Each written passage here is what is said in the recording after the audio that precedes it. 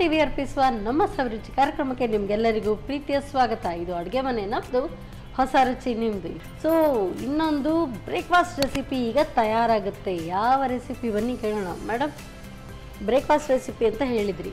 So ಹೆಚ್ಚಿನವರು ಈಗ paper ಪೆನ್ನೆಲ್ಲ ಇಟ್ಕೊಂಡು ರೆಡಿ ಇರ್ತಾರೆ. ಯಾಕೆ ಅಂತ ಹೇಳಿದರೆ ಎಲ್ಲದಕ್ಕಿಂತ ಒಂದು ಹೆಡ್ಏಕ್ ಅಂತ ಹೇಳಿದರೆ ಬ್ರೇಕ್ಫಾಸ್ಟ್ ಮಾಡೋದು. ಇವತ್ತಾಗಿದ್ದು ನಾಳೆ ಆದರೆ ಬೋರ್ ಆಗುತ್ತೆ. ಸೊ ದಿನ ಸಂಜೆ ಆಗುವಾಗ ಅಥವಾ ಮಧ್ಯಾಹ್ನ ಆಗುವಾಗ ನಾಳೆ ಬ್ರೇಕ್ಫಾಸ್ಟ್ ಏನು ಮಾಡೋದು, ಇದೇ ಯೋಚನೆ. ಸೊ ಯಾರಾದರೂ ಏನಾದರೂ ಒಂದು ಕೊಟ್ಟರೆ ಸಾಕು ಮಾಡ್ಬೋದು.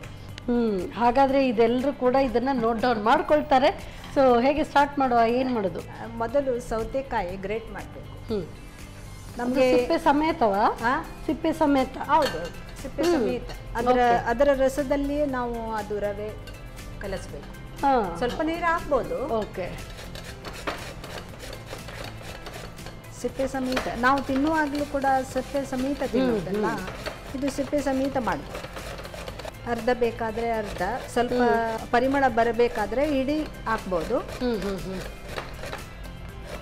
ಇದು ಬೆಳಿಗ್ಗೆ ನಾವು ಗ್ರೈಂಡ್ ಮಾಡಿದ್ದು ಇದ್ದಿದ್ರೆ ಇದೇ ಮಾಡೋದು ಬೇಗ ಆಗ್ತದೆ. ಮತ್ತು ಉಪವಾಸ ಎಲ್ಲ ಇದ್ದರೆ, ಏಕಾದಶಿ ಹಾಗೆ ಎಲ್ಲ ಇದ್ದರೆ ಇದು ಒಳ್ಳೆಯದಾಗ್ತದೆ.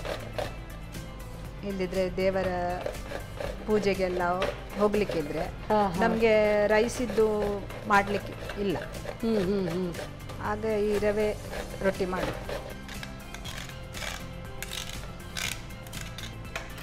ಇದಕ್ಕೆ ಸ್ವಲ್ಪ ತೆಂಗಿನ ತುರಿ ಮತ್ತು ರುಚಿಗೆ ತಕ್ಕಷ್ಟು ಉಪ್ಪು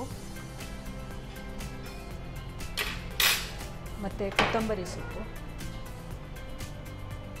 ಮತ್ತು ಕರಿಬೇವು ಚೂರು ಚೂರು ಮಾಡಿದ್ದು, ಸ್ವಲ್ಪ ಗ್ರೀನ್ ಚಿಲ್ಲೀಸ್ ಒಂದು ಕಟ್ ಮಾಡಿದ್ದೀನಿ ನಾನು. ಎಲ್ಲ ಹಸಿರಾಗಿರುವಂಥದ್ದು. ಮತ್ತು ಇದರಲ್ಲಿ ನಾನು 1 ಕಪ್ ತೆಗೆದುಕೊಂಡಿದ್ದೀನಿ ರವೆ. ಇದು ಯಾವುದು, ಬಾಂಬೆ ರವೆ ಆಗಬೇಕಾ ಅಥವಾ ಯಾವುದು ಇನ್ನೊಂದು? ಇದು ಸ್ಪೆಷಲ್ ಸಜ್ಜಿಗೆ. ಹೌದು, ಇದು ಸಪೂರ ಅಲ್ಲ, ಸ್ವಲ್ಪ ಅದಕ್ಕಿಂತ ಸಪೂರ ಇದ್ದದ್ದು ಇದ್ರೆ ಒಳ್ಳೇದು.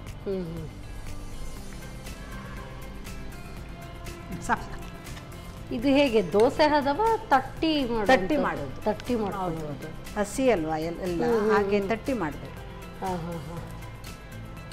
ನಿಜವಾಗಿ ಒಂದು 10 ನಿಮಿಷ ಇಟ್ಟರೆ ಒಳ್ಳೇದು. ಹೌದು, ಆದರೆ ಪರವಾಗಿಲ್ಲ. ಕುಳ್ಳೆ ತೆಗೆದು ನೀರು ಹಾಕ್ಬೇಕಾ? ಸ್ವಲ್ಪ ಸಾಕು. ಈಗ ಇದು ರೆಡಿಯಾಗಿದೆ ದೋಸೆ ಹಿಟ್ಟು. ಓಕೆ, ಕಲಸಿ ಸ್ವಲ್ಪ ಹೊತ್ತು ಹಾಗೆ ಇಟ್ಕೊಳ್ಳೋದಾ? ಹೌದು, ಸ್ವಲ್ಪ ಅದು 5 ನಿಮಿಷ ಇಟ್ಟರೆ ಒಳ್ಳೇದು. ಅದು ನೆನೆಯಷ್ಟು ಹೊತ್ತು ತವಾ ಇಟ್ಕೊಳ್ಳೋದು? ತವಾ ಇಡ್ಬೋದು.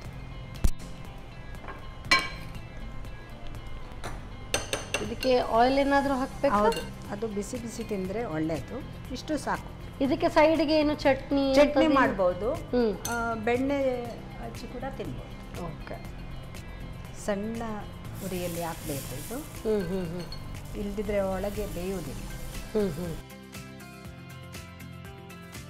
ಇದು ದಪ್ಪನೆ ತಟ್ಕೊಳ್ಳೋದಾ? ಇಲ್ಲ, ಹೇಗೆ ತೆಳು ಬೇಕಾದರೆ ತಡ್ಬೋದು. ತೆಳು ಹಾಕಿದರೆ ಸ್ವಲ್ಪ ಗಟ್ಟಿ ಆಗ್ತದೆ, ದಪ್ಪ ಹಾಕಿದರೆ ಸ್ವಲ್ಪ ಸಾಫ್ಟ್ ಆಗ್ತದೆ. ಹೌದು, ಹೇಗೆ ಬೇಕಾದರೂ. ಬಟ್ ಬೇಯಲಿಕ್ಕೆ ಸ್ವಲ್ಪ ಕಷ್ಟ ಅಲ್ಲ? ಸಣ್ಣ ಉರಿಯಲ್ಲಿ ಬೇಯ್ಗೆ, ದೊಡ್ಡ ಉರಿಯಲ್ಲಿ ಬೇಯಿಸ್ತಾರೆ. ಬೈಂಡಿಂಗ್ ಬಂತು. ನಾನು ಅನ್ಕೊಂಡೆ ಬೈಂಡಿಂಗ್ ಬೇಗ ಬರಲ್ಲ. ಇದು ಇಲ್ಲ ಬರ್ತದೆ. ಮುಚ್ಚಳ ಇಡಬೇಕಾ? ಹೌದು. ಮತ್ತು ಒಬ್ಬೊಬ್ಬರು ನೀರುಳ್ಳಿ ಕೂಡ ಇಡ್ತಾರೆ. ನೀರುಳ್ಳಿ ಹಾಕಿದ್ರು ಕೂಡ ಅದರ ಒಂದು ಕ್ರಂಚಿನೆಸ್ ಸಿಗುತ್ತೆ. ನೀರುಳ್ಳಿ ಕೂಡ ಹಾಕ್ತಾರೆ. ಮತ್ತೆ ಅದೇ ಉಪವಾಸ ಎಲ್ಲ ಇದ್ರೆ ನಾವು ಹೀಗೆ ಮಾಡಿ ವಿದೌಟ್ ಈರುಳ್ಳಿ. ಹೌದು, ವಿದೌಟ್ ನೀರುಳ್ಳಿ. ಈ ಸಬ್ಸಿಗೆ ಸೊಪ್ಪು ಸ್ವಲ್ಪ ಹಾಕಿದ್ರೆ ಅದು ಕೂಡ ಒಳ್ಳೇದು ಆಗಿ ಟೇಸ್ಟ್ ಬರ್ಬೋದಲ್ಲ? ಸಬ್ಬಸಿಗೆ ಸೊಪ್ಪು ಅದರದೇ ಜಾಸ್ತಿ ಇರುತ್ತೆ ಆರಾಮ. ಈಗ ಸೊಪ್ಪು ಹಾಕಿದ್ದೀನಿ. ಮತ್ತೆ ಕರಿಬೇವು.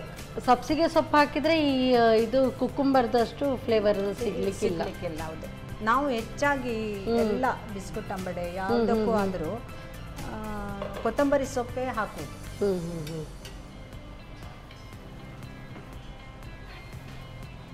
ನೋಡಿ ಹೀಗೆ ಬರ್ತದೆ.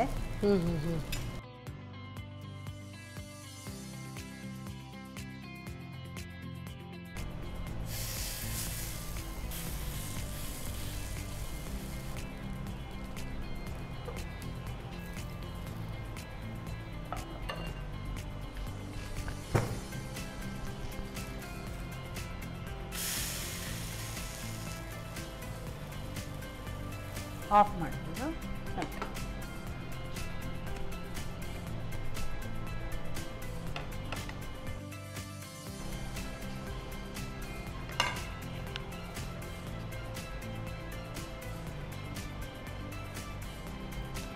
ಸೌತೆಕಾಯಿ ರವೆ dosa. Wow, super. Thank you so much madam. Aroma ಸೂಪರಾಗಿ ಬರ್ತಾ ಇದೆ. ಈ ಸೌತೆಕಾಯಿ ಮತ್ತು ಕೊತ್ತಂಬರಿ ಸೊಪ್ಪು ಎಸ್ಪೆಷಲಿ ಅದು ತುಂಬ ಒಳ್ಳೆ ಅರೋಮಾ ಬರ್ತಾ ಇದೆ. ಬಟ್ ಈಗ ಈ ಬೆಣ್ಣೆ ಮೆಲ್ಟಾಗಿ ಬಿಸಿ ಬಿಸಿ ತಿನ್ನಿ ತಿನ್ನಿ ಅಂತ ಅದು ಇನ್ವೈಟ್ ಮಾಡ್ತಾ ಇದೆ.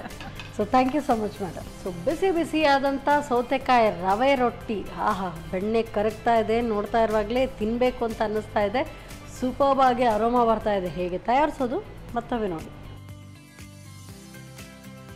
ಸೌತೆಕಾಯಿ ರವೆ ರೊಟ್ಟಿ ತಯಾರಿಸುವ ವಿಧಾನ. ಮೊದಲಿಗೆ ಸಿಪ್ಪೆ ಸಮೇತ ಸೌತೆಕಾಯಿ ತುರಿಗೆ ತೆಂಗಿನ ತುರಿ, ರುಚಿಗೆ ತಕ್ಕಷ್ಟು ಉಪ್ಪು, ಕೊತ್ತಂಬರಿ ಸೊಪ್ಪು, ಕರಿಬೇವು, ಹಸಿಮೆಣಸು, ಬಾಂಬೆ ರವೆ, ಸ್ವಲ್ಪ ನೀರು ಹಾಕಿ ಕಲಸಿಕೊಳ್ಳಿ. 5 ನಿಮಿಷ ನೆನೆಯಲು ಇಟ್ಟು ರೊಟ್ಟಿ ತಟ್ಟಿಕೊಳ್ಳಿ. ಸ್ವಲ್ಪ ದಪ್ಪನೆ ತಟ್ಟಿಕೊಂಡು ಎರಡೂ ಕಡೆ ಸ್ವಲ್ಪ ಎಣ್ಣೆ ಹಾಕಿ ಕಾಯಿಸಿಕೊಳ್ಳಿ. ಈಗ ಬಿಸಿ ಬಿಸಿಯಾದ ಸೌತೆಕಾಯಿ ರವೆ ರೊಟ್ಟಿ ಬೆಣ್ಣೆ ಸೇರಿಸಿ ಸವಿಯಲು ಬಲು ಸ್ವಾದಿಷ್ಟ.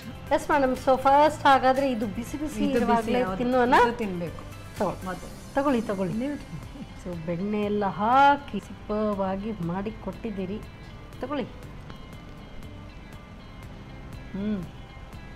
ನೀವು ಹೇಳಿದಾಗೆ ಇದಕ್ಕೆ ಏನು ಬೇಡ, ನಿಜವಾಗ್ಲೂ ಏನು ಬೇಡ. ಚಟ್ನಿ ಬೇಕು, ಅದು ಬೇಕು, ಇದು ಬೇಕು ಅಂತ ಏನಿಲ್ಲ. ನಾನು ಎನಿಸಿದೆ ಸ್ವಲ್ಪ ಹಾಗೆ ಏನಾದ್ರೂ ಚಟ್ನಿ ಬೇಕೇ ಬೇಕಾಗುತ್ತೆ ಅಂತ. ಖಂಡಿತವಾಗ್ಲೂ ಏನು ಬೇಡ. ಸ್ವಲ್ಪ ತೆಳು ತೆಗೆಯಬಹುದು, ಇಲ್ಲ ಅಂತಲ್ಲ, ಆದರೆ ಇದು ಒಳ್ಳೇದಾಗ್ತದೆ. ಇಷ್ಟೇ ಸಾಕು. ತುಂಬ ಚೆನ್ನಾಗಿದೆ. ಆ್ಯಂಡ್ ಬೆಣ್ಣೆ ಜೊತೆಗೆ ತಿಂತಾ ಇದ್ರಂತೂ ಇನ್ನೂ ಸೂಪರ್. ಇದು ಟೇಸ್ಟ್ ನೋಡುವ.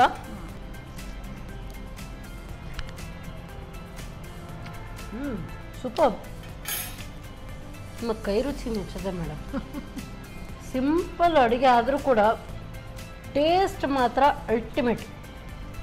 ಅದೇ ಹೇಳೋದಲ್ವಾ, ಕೆಲವರು ತುಂಬ ತಾಮ್ ಜಾಮ್ ಎಲ್ಲ ಮಾಡಿ ಅಷ್ಟೆಲ್ಲ ಐಟಮ್ಸ್ ಎಲ್ಲ ಹಾಕಿ ಮಾಡ್ತಾರೆ, ಆದರೂ ಕೂಡ ಆ ರುಚಿ ಬರಬೇಕು ಅಂತೇಳಿ. ಬಟ್ ಸಿಂಪಲ್ ಇಂಗ್ರೀಡಿಯೆಂಟ್ಸ್, ಸ್ವಲ್ಪವೇ ಸ್ವಲ್ಪ, ಎಲ್ಲವೂ ಕೂಡ ಹದವಾಗಿ, ಆದರೆ ಟೇಸ್ಟ್ ಮಾತ್ರ ಆಸಮ್. ಸೊ ಊಟ ಮಾಡುವವರು ಕ್ರೆಡಿಟ್ ಅಲ್ಲ, ಮಾಡಿದ್ದು ನೀವಲ್ವಾ? ಯಾಕೆ ಅಂತ ಹೇಳಿದ್ರೆ ಇಂಥ ಒಂದು ಅಡುಗೆಗಳಿದ್ರೆ ಒಂಥರ ಸೂದಿಂಗ್. ಸೊ ಸ್ವಲ್ಪ ತಿನ್ನುವವರು ಇನ್ನಷ್ಟು ತಿಂತಾರೆ. ಕೆಲವರು ಅಂದರೆ ಎಸ್ಪೆಷಲಿ ನನಗೂ ಕೂಡ ವೆಜ್ ಅಂದರೆ ಅಷ್ಟಕ್ಕಷ್ಟೇ ಏನಾದರೂ ಸೈಡ್ಗೆ ಬೇಕು ಅಂತ ಇರುತ್ತೆ. ಬಟ್ ಈ ಥರ ಏನಾದರೂ ಅಡುಗೆ ಇದ್ದರೆ ಖಾಲಿ ಅಷ್ಟರಲ್ಲೇ ಊಟ ಮಾಡಿ ಹೇಳ್ಬೋದು. ತುಂಬ ಚೆನ್ನಾಗಿದೆ, ವೆರಿ ನೈಸ್. ಸೊ ನನಗಂತೂ ಈ ಥರ ಸಿಂಪಲ್ಲಾಗಿ ಅಡುಗೆ ಮಾಡಿದ್ರು ಕೂಡ ರುಚಿ ಯಾವಾಗಲೂ ತುಂಬ ಚೆನ್ನಾಗಿರಬೇಕು. ಏನೇ ಅಡುಗೆ ಇರಲಿ ರುಚಿ ಇರಬೇಕು. ಇದಂತೂ ಸಿಂಪಲ್ ಎಟ್ ವೆರಿ ಟೇಸ್ಟಿ ರೆಸಿಪಿ. ಒಳ್ಳೆ ಅಡುಗೆ ಹೇಳ್ಕೊಡೋದಕ್ಕೆ ನಿಮಗೆ ಸಂತೋಷ ಎಸ್ಮಿಲ್ಸ್ ಇವರ ವತಿಯಿಂದ ಕಿರುಕಾಣಿಕೆ. ಹಾಗೇನೆ ನಾನಾ ಮಸಾಲ ಇವರ ವತಿಯಿಂದ ಕೂಡ ಕಿರುಕಾಣಿಕೆ. ಡಿಫ್ರೆಂಟ್ ಮಸಾಲಾಸ್ ಇದೆ, ಇದರಿಂದ ಕೂಡ ಏನಾದರೂ ಅಡುಗೆ ಟ್ರೈ ಮಾಡಿ. ಆಯ್ತು. ಅದರ ಜೊತೆಗೇನೆ ಶಶಿ ಸೋಪ್. ಶಶಿ ಇದ್ದಲ್ಲಿ ಕೊಳೆಯ ಮಾತೆಲ್ಲಿ ಅಂತ ಹೇಳಿದಾಗೆ ಸೊ ಬಟ್ಟೆಗಳು ಕೂಡ ಶುಭ್ರವಾಗುತ್ತೆ, ಪಾತ್ರೆ ತೊಳೆಯೋದಕ್ಕೂ ಕೂಡ ಸೋಪ್ಸ್ ಇದೆ. ಸೊ ಇದನ್ನು ಕೂಡ ಟ್ರೈ ಮಾಡಿ. ಥ್ಯಾಂಕ್ ಯು ಸೊ ಮಚ್ ಅವರಿಗೆ ಕರೆದದ್ದಕ್ಕೆ. Thank you so much. So ಬೆಳಗ್ಗೆ ಬ್ರೇಕ್ಫಾಸ್ಟ್ಗಾಗಿರಲಿ, ಮಧ್ಯಾಹ್ನ ಊಟಕ್ಕಾಗಿರಲಿ, ಎರಡೂ ಕೂಡ ತುಂಬ ಟೇಸ್ಟಿಯಾಗಿದೆ. ಖಂಡಿತವಾಗ್ಲೂ ನೀವು ಇದನ್ನು ಟ್ರೈ ಮಾಡಿ ನೋಡಲೇಬೇಕು. ಮತ್ತೆ ಮುಂದಿನ ಸಂಚಿಕೆಯಲ್ಲಿ ಇಂಥದ್ದೇ ಸೂಪರ್ ರೆಸಿಪಿಯೊಂದಿಗೆ ನಾನು ನಿಮ್ಮ ಮುಂದೆ ಬರ್ತೇನೆ. ಅಲ್ಲಿವರೆಗೂ ನಮಸ್ಕಾರ. ನಮ್ಮ ಟಿವಿ ಫೇಸ್ಬುಕ್ ಪೇಜ್ ನ ಲೈಕ್ ಮಾಡಿ, ಯೂಟ್ಯೂಬ್ ಚಾನೆಲ್ ನ ಸಬ್ಸ್ಕ್ರೈಬ್ ಮಾಡಿ. ನಮ್ಮ ಎಲ್ಲಾ ಯೂಟ್ಯೂಬ್ ವಿಡಿಯೋ ಅಪ್ಡೇಟ್ಸ್ಗೆ ಬೆಲ್ ಐಕಾನ್ ಕ್ಲಿಕ್ ಮಾಡಿ. ನಮ್ಮ ಟಿವಿ, ಕರಾವಳಿ ಕರ್ನಾಟಕದ ನಾಡಿಮಿಡಿತ.